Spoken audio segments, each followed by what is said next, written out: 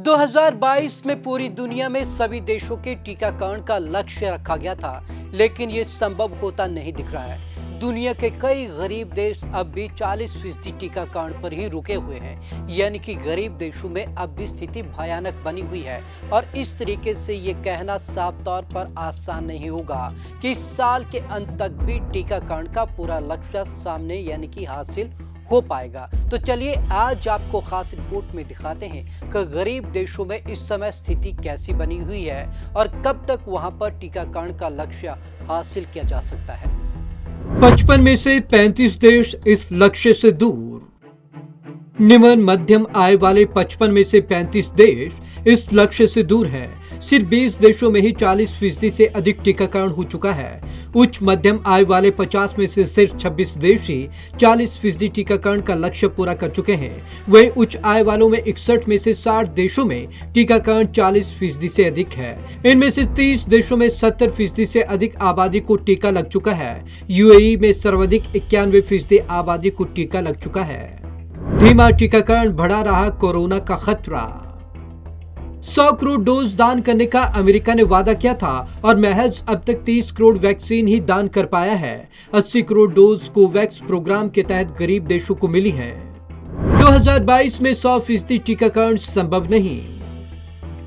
Duke university global health centre का कहना है कि सितंबर 2022 में 70% आबादी का लक्ष्य है। यूएन और डब्ल्यूएचओ के मुताबिक यह उसी स्थिति में संभव था जब 2021 तक 40% आबादी का टीकाकरण का लक्ष्य पूरा होता। 90 देश इस लक्ष्य से चूक गए हैं। ये काफी चिंताजनक बात है। इससे हम अनावश्यक रूप से जान गंवा रहे हैं और आर्थिक नुकसान भी लगातार बढ़ता जा रहा है।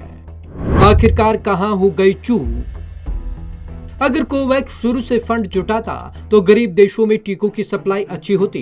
2020 तक 18,000 करोड़ रुपए फंड जुटाने में काफी समय लगा। इसमें से नकदी 3,000 करोड़ रुपए थी। फंड से कोवैक्स वैक्सीन बनाने की क्षमता वाले निर्माण क्षेत्रों में पहचान करके वैक्सीन आपूर्ति करने के पूल का अधिक तेजी से विस्तार किया जा सकता था। इससे गरीब देशों में वैक्सीन निर्माण को गति मिलती।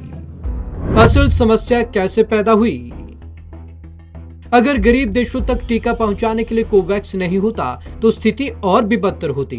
140 से अधिक देशों में 80 करोड़ डोज मिली हैं, लेकिन टीकों पर अमीर देशों के कब्जे ने इस प्रोग्राम को बिल्कुल नाकाम कर दिया। शुरू में टीके सिर्फ अमीर देशों के लिए थे। अभी टीका धीमी रफ्तार से दूसरे देशों में रास्ता बना रहा है। सीमित संसाधन और कुछ कंपनियों पर निर्भरता ने कोवैक्स की राह मुश्किल कर दी।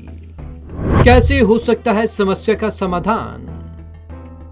वैक्सीन सहयोगी संस्था गावी के प्रमुख सेठ बरकेले कहते हैं कि अभी वैक्सीन निर्माण उच्च आय वाले देशों के साथ साथ भारत और चीन में हो रहा है। ये वो क्षेत्र हैं जिन्हें टीके सबसे पहले और तेज मिले हैं।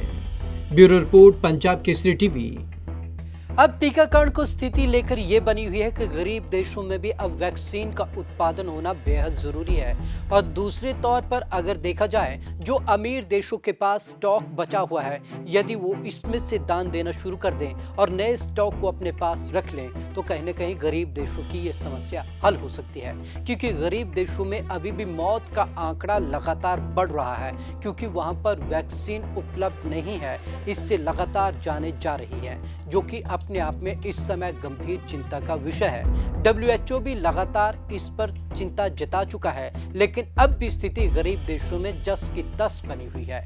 तो आज की इस खास रिपोर्ट में बस इतना ही। विवेक शर्मा को दीजिए इजाजत। नमस्कार।